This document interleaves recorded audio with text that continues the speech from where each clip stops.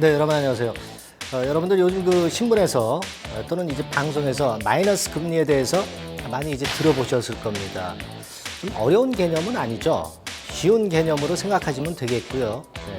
근데 이 마이너스 금리에 열풍이 현재 불고 있습니다. 부작용도 만만치는 않지만 열풍이 또 불고 있습니다. 경기 부양을 위해서는 또 어쩔 수 없는 선택일 수도 있고요. 그런 반면에 열풍과 더불어서 그것의 부작용, 즉 역풍도 현재 회자가 많이 되고 있습니다. 그래서 오늘은 이 마이너스 금리의 열풍과 역풍에 대해서 한번 알아보는 시간을 가져보도록 하겠습니다. 자, 기사 한번 보겠습니다.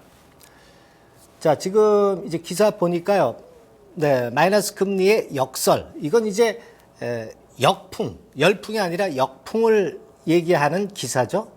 그래서 세계 경제가 패닉으로 이끌어졌던 부분이다. 지난 금요일 날 우리가 이제 대폭락을 맞았습니다. 우리 시장만 봐도 충분히 알 수 있는 부분이고요. 자, 그런 상황이 돼버렸습니다. 그렇다면은 우리가 지금 현재의 마이너스 금리라는 것이 무엇이고 어떤 상황이 펼쳐지고 있는가를 좀 알아봐야 되겠어요. 유로 지수나 니케이 지수 같은 경우는 최근에 상당히 크게 폭락을 했죠. 우리 지수도 내렸지만은 그렇습니다. 지금 그림 보시면 예금 금리를 인하할 때마다 많이 내렸죠. 기준 금리를 그리고 BOJ에서 인하할 때도 큰 폭으로 이제 급락을 했고요. 그러니까 금리 인하라는 것이 돈을 풀어서 경기를 부양하고자 하는 목적이고 돈을 풀었으면 그 효과가 나타나야 되는데 오히려 금리 인하를 하면서 주가가 내려버리기 때문에 자, 이것이 지금 현재 정책이 통하지 않고 있기 때문에 문제가 되는 거죠. 자, 마이너스 금리의 그럼 개념이 어떻게 되느냐? 그거 한번 생각을 해볼 필요가 있겠습니다. 자, 제가 쉽게 요약을 한번 해봤는데요. 그냥 여러분들이 예금을 하는 예금 금리의 마이너스 금리가 아니죠. 기준 금리가 항상 이제 존재하게 돼 있죠. 그 정책 금리라고 그러죠. 그러니까 시중은행이 중앙은행의 초과 지준을 예치할 때 남는 그 지준의 그 남는 부분을 시중은행에서도 유용을 해서 뭔가 좀 이득을 얻어야 되지 않습니까? 그 초과 지준을 중앙은행에 예치할 때 그때 적용되는 금리가 바로 기준금리죠. 그러니까 여러분들이 일반적으로 예금하는 예금 이자의 마이너스 금리를 얘기하는 건 절대 아닙니다. 자, 이 부분이 바로 마이너스 금리라고 할 수가 있어요. 근데 경기가 안 좋다 보니까 경기 부양하기 위해서 마이너스 금리가 점점 더 떨어지는 그런 상황이 지금 나타나고 있죠.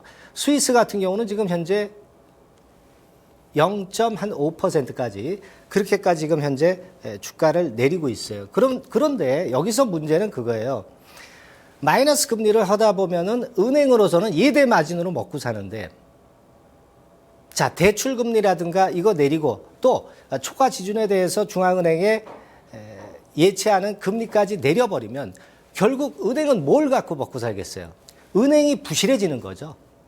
그래서 이번에 코코본드라든가 유럽 은행 사태가 그래서 나오는 것이고 정책은 플러스 효과를 내서 성공하는지 모르겠지만은 은행은 죽는다 이거죠. 그러면 경제가 살아나기 전에 은행이 먼저 죽고 나면은 아무 소용 없거든요. 그렇죠? 그러하기 때문에 부작용이 역시 문제가 되는 그런 측면입니다. 예. 자, 그러면 이 마이너스 금리를 채택하고 있는 주요 국가들 한번 보면은요. 네. 재팬 0.1%까지 내렸죠. 아까 스웨덴이죠. 네, 스웨덴 같은 경우 이제 0.5%까지 내렸고 유로존 같은 경우는 한 0.3%까지 지금 현재 많이 내려 있는 그런 상황입니다. 주요 국가들이 주로 이렇고요. 나중에 이제 또 이 마이너스 금리를 채택할 국가도 있습니다. 그건 이제 나중에 보겠고요. 여기서 이제 우리가 문제가 되는 것은 이제 일본 같은 경우 해외 순자산 추이를 보면은요. 일본 같은 경우가 역시 마이너스 금리를 안 할 수 없었던 것은 지금 보세요. 이 정도의 해외 자산을 보유하고 있는 것이 일본인데 이 중에 3분의 1 정도가 미국 국채를 갖고 있어요. 그럼 미국 국채 갖고 있으면 이제 괜찮지 않겠느냐 이렇게 생각할 수도 있지만 워낙 많이 갖고 있기 때문에 내놓으면은 국채 가격 떨어지면서 팔 수가 없는 거예요. 그러하기 때문에 마이너스 금리를 생각 안 할 수가 없었던 것이 일본이고 또 그 다음 그림에서 보면 일본 국가의 채무 같은 경우도 상당폭 늘어 있죠. 245%죠. 세계 1, 2위 부채 많이 보유한 그런 국가입니다. 이런 상태에서 여러 가지 금리 인하라든가 정책을 써봤지만 그것이 약발이 안 맥히다 보니까 지금 현재는 이제 마이너스 금리까지 등장을 시켜서 경기를 부양하고자 하는 거죠. 근데 어떻게 됐어요? 결국 안전자산이 일본 엔화이기 때문에 오히려 엔화 쪽으로 자금이 몰리면서 그러면서 엔화는 강세를 띠게 돼서 역효과가 발생했어요. 그러니까 일본 정부가 의도하지 못하는 반대쪽으로 지금 전개가 되고 있기 때문에 문제가 되는 것이고 유럽 은행 같은 경우는 은행의 부실화가 문제가 되는 겁니다. 되게 그런 개념으로 보시면 되겠고요. 다음에 그 마이너스 금리를 채택할 국가들은 기사가 나와 있는 거 보니까 캐나다, 노르웨이, 이스라엘, 영국 이렇게 열풍이 불고 있어요. 부작용이 있음에도 불구하고 경기를 부양하기 위해서 정책 수단으로는 또 이거 이외에 별 신통치 않은 게 지금 현재 나오질 않고 있거든요. 그렇기 때문에 울며 겨자 먹기로 하는 식으로 마이너스 금리를 또 채용하고 있는 그런 측면도 존재하고 있는 겁니다. 근데 이 부분은요, 결국 악순환이 될 가능성이 좀 많죠. 부정적인 효과가 계속 이어질 수 있습니다. 여기 그림을 보시면 결국 경기 침체에서 금리를 내리고 마이너스 금리를 하게 되면은 아까 말씀드린 대로 가장 큰 문제는 은행 수익이 약화된다는 겁니다. 유럽의 이번에 도이치뱅크 건이 이 건 때문에 발생한 건이라고 보셔야 하겠고요. 그렇기 때문에 이제 이런 식으로 악순환이 되는 거예요. 또 다른 한편으로는 저유가가 결국 이런 상태로 해서 디플레이션을 유발하고 이런 부작용이 있음에도 불구하고 아직까지는 뚜렷한 정책 수단이 나오지 않고 있는 거거든요. 악순환의 예의 그림을 다시 한번 더 보시면은요. 여기도 이제 잘 설명이 돼 있죠. 돈을 풀었다. 양적 완화를 했는데도 잘 안 통한다. 마이너스 금리를 했는데도 안 통하고 있다는 얘기입니다. 정책을 중앙은행에서 쓰는데 그게 안 통한다면은 그렇다면 그게 큰 문제거든요. 현재 이 그림에서 설명하고 있는 것은 바로 그런 부분들이라고 볼 수가 있는 겁니다. 그래서 분데스방크 같은 경우도 대개 이제 2007년에 4,190억 유로 정도의 이익을 받다가 2014년도에는 2천억 정도 유로로 절반으로 이익이 뚝 떨어졌죠. 바로 마이너스 금리 때문에 그 영향을 받았다고 봐야 될 것 같습니다. 예. 자, 그렇기 때문에 이제 요즘 그 금값 오르죠. 예, 금테크가 블루 오션이란 얘기가 나오고 있는 거죠. 예. 아무래도 경제가 위기일 때마다 금값은 이제 튀어오르는 경향이 나타났고 그런 상황이 지금 현재 발생이 되고 있고 따라서 이제 금값 자산 고려 아연이라든가 이런 쪽들 오르는 것도 그런 연유가 있겠고요. 이런 쪽의 자산으로 많이 이동하고 있습니다. 예전에 그런 측면들의 상황이 많았죠. 옛날에 나치가 유럽 침략했을 때 가장 먼저 어디를 공략을 했나요? 유럽 중앙은행들을 공략을 했죠. 그래서 금을 뺏었죠.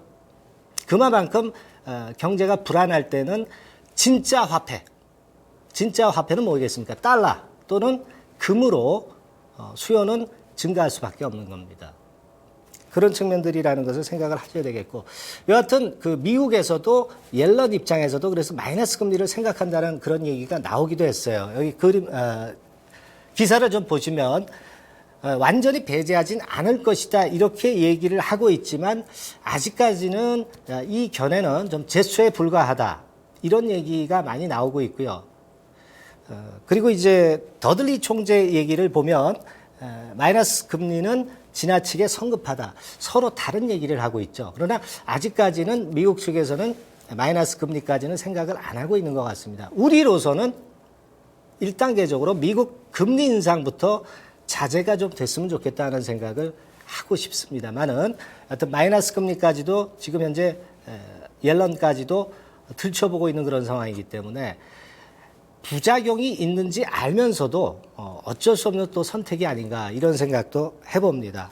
자, 그래서 요약해 보면은요, 책 포인트로 한번 보시면은 결국은 뭐예요? 경기 부양 위해서는 마이너스 금리는 불가피한 그런 상황이 될 수밖에 없는 상황이다.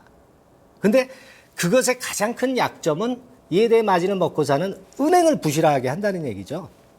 그렇기 때문에 코커본드 사태가 나온 것이고 이에 대한 보완책이 좀 나와야 됩니다. 근데 아직은 안 나왔거든요. 뭐 며칠 후에 19일 날 EU 정상회의가 열리죠. 거기서 어떤 카드가 나올지 모르겠습니다만은 그런 건에 대한 보완책이 반드시 나와야 할 것 같고요. 그래야 장은 제대로 선전을 하지 않겠는가 그런 생각을 하고 싶고요. 당분간은 뭐 안전자산 선호 현상이 극심할 것 같고요. 유가 안정이 일단 중요할 것 같습니다. 지난 금요일에 유가가 바로 튀어 올라서 괜찮기도 합니다만은 여하튼 유가 안정이 지금으로서는 가장 중요하다. 그러면 우리가 투자할 때 투자 포인트는 어디다 둬야 될 것이냐? 금 관련 자산은 아직까지 명맥을 이어갈 수 있다라고 봅니다. 그리고 금리 인하 관련주는 당장 16일 날 금토회가 열리지만은 여기서 금리 인하는 안 합니다. 안 하기 때문에 3월 달을 봐야 되겠죠. 그러니까 금리 인하 관련주는 관심은 두지만 길게 보고 나중에 공략해도 될 것 같고요. 지금은 이제 안전자산, 뭐 달러 ETF라든가 금 ETF라든가 또는 이제 종목으로 따지면 어디가 되겠어요? 뭐 한전이라든가 KTNG라든가 이런 쪽에 그 안전자산 쪽으로 투자하시든가 아니면 이제 엔고 수혜주죠. 엔고 수혜주는 어디가 있겠어요? 원래 이제 자동차와 IT입니다. 근데 최근에 좀 변칙적으로 조선까지 철강까지 좀 끼이기도 하는데요. 전통적으로 볼 때는 제가 볼 때는 IT와 자동차 쪽이 좀 유리하지 않겠나 그런 생각을 갖고 싶습니다. 네. 자, 다음 시간에 뵙겠습니다.